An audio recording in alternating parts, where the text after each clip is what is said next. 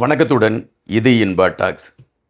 மகிந்த ராஜபக்சே இன்னைக்கு கைது செய்யப்படுவார் என்கின்ற ஒரு எதிர்பார்ப்பு தான் பல ஊடகங்கள் மத்தியில் பரவலாக பேசப்பட்டது. காரணம், குற்ற புலனாய்வுத்துறையும் லஞ்ச ஒழிப்புத்துறையும் அவரை விசாரணைக்கு அழைக்கிறது. அந்த விசாரணையின் களத்தில் கண்டிப்பாக அவர் கைது செய்யப்படுவார் என்கின்ற ஒரு பரபரப்பான செய்தி அனைத்து ஊடகங்கள் மத்தியிலும் எழும்பி இருந்தன. இதனால் எங்கே மகிந்த ராஜபக்சேவை கைது செய்து விடுவார்களோ என்கின்ற அச்சத்தில் மொட்டு கட்சியை சார்ந்தவர்கள் பெருவாரியாக கூடியிருந்தார்கள் ஒரு விசாரணைக்கு வரக்கூடிய அந்த இடத்தில்.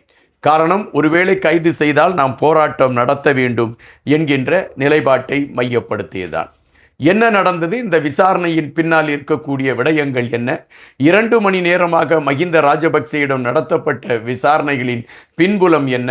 மகிந்த ராஜபக்சேவை கைது செய்வதற்கான நடவடிக்கையை குற்ற புலனாய்வுத்துறையும் லஞ்ச ஒழிப்புத்துறையும் எடுத்ததா போன்ற பல கேள்விகள் எழும்பிக் கொண்டு இருக்கின்றன. இந்த கேள்விகளுக்கான விடைகளைத்தான் இந்த காணொளியில் நாம் பார்க்க இருக்கின்றோம். எனவே காணொளியை கடைசி வரை பாருங்கள். எங்களுடைய வலையொலிக்கு நீங்கள் புதிதாக வந்திருந்தால் எங்களுடைய வலையொலியை பகிர்ந்தளியுங்கள். நாங்கள் வெளியிடக்கூடிய காணொளிகள் தொடர்ச்சியாக உங்களை அடைவதற்கான ஒரு களத்தை எட்டும். மகிந்த ராஜபக்சே அவர்கள் ஆட்சி பீடத்தில் இருந்த பொழுது நடந்த ஒரு சம்பவம் என்னவென்றால், அந்த ஆட்சி பீடத்தில் இருக்கக்கூடிய அந்த சூழலில் ஸ்ரீலங்கா ஏர்லைன்ஸுக்காக விமானங்கள் வாங்குவதற்கான ஒரு களம் எடுக்கப்படுகிறது. அப்படி அந்த விமானங்கள் வாங்குவதற்கான முயற்சி எடுக்கின்ற பொழுது அந்த விமான நிறுவனத்தின் இயக்குநராக இருக்கக்கூடியவர் இதனை மையப்படுத்திய செய்திகளை எடுத்துக்கொண்டு செல்கின்றார். அப்பொழுது நமக்கான கையிருப்பு பணம் இல்லை, மிகவும் நெருக்கடியான ஒரு சூழலில் இருக்கிறோம். எனவே பணம் இல்லாத இந்த சூழலில் நாம் விமானம் வாங்குவது என்பது ஏற்புடையதாக இருக்காது என்று பலரும் கணித்து கொண்டிருந்த வேளையில் மகிந்த ராஜபக்சே அதற்கு அனுமதி கொடுக்கின்றார். அனுமதி கொடுத்து விமானம் வாங்கி கொள்ளலாம் என்று அவர் கதவை திறந்து விடுகின்றார். இது 2013ஆம் ஆண்டு நடைபெறுகின்ற ஒரு விடயம்.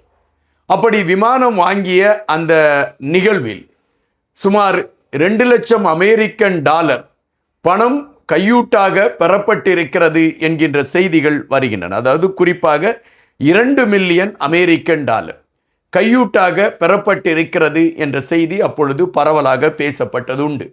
ஆனால் மகிந்த ராஜபக்சே ஆட்சி பீடத்தில் இருக்கிறார் என்கின்ற காரணத்தினால் அவரிடம் அப்பொழுது யாரும் கேள்வி கேட்கவில்லை. கேள்வி கேட்டால் கூட அதற்கு பதில் கிடைக்காது என்பது அறிந்திருந்த காரணத்தினால் யாரும் அது சார்ந்த ஒரு தேடலை எடுக்கவில்லை.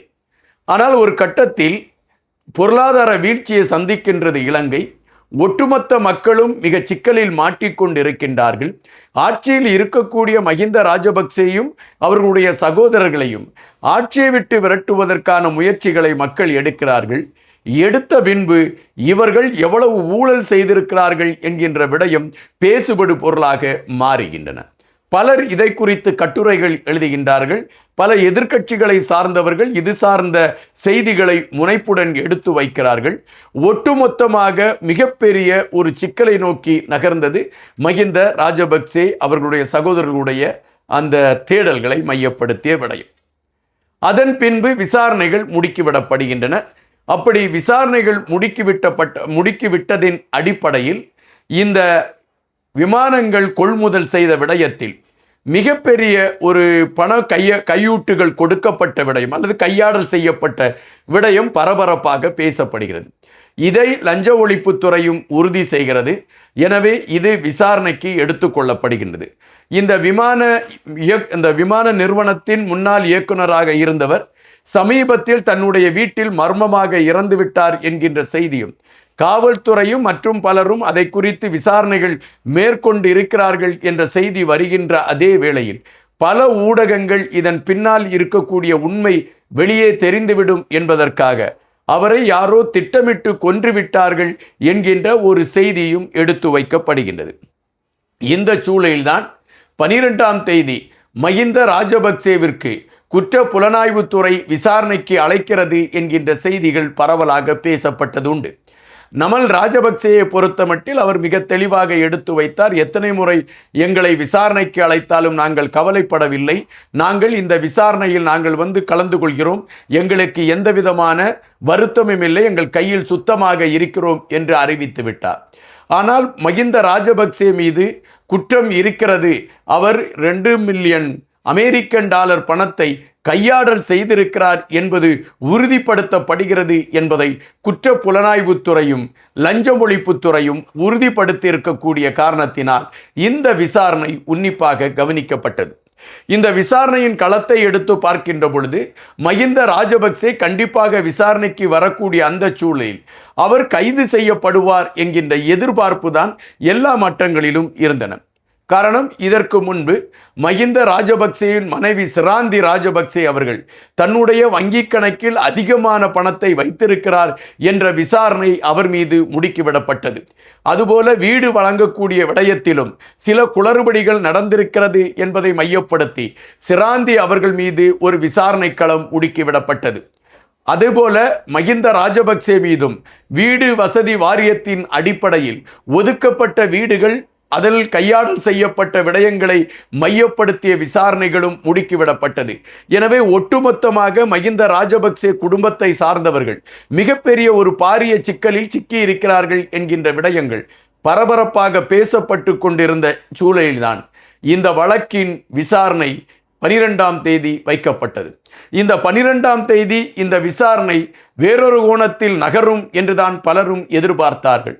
எனவே காரணம், அனுரா அவர்கள் மே 1ஆம் தேதி அறிவித்திருந்தார் இந்த வருட இறுதிக்குள் முக்கிய புள்ளிகள் எல்லாம் சிறைச்சாலைக்கு செல்வார்கள் என்று.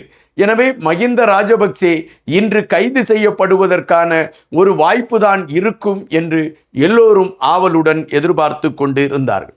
ஆனால் தற்பொழுது கிடைத்திருக்கக்கூடிய செய்தி மகிந்த ராஜபக்சேவை வெளியே அனுப்பியிருக்கிறது லஞ்ச ஒழிப்புத்துறையும் குற்ற புலனாய்வுத்துறையும்.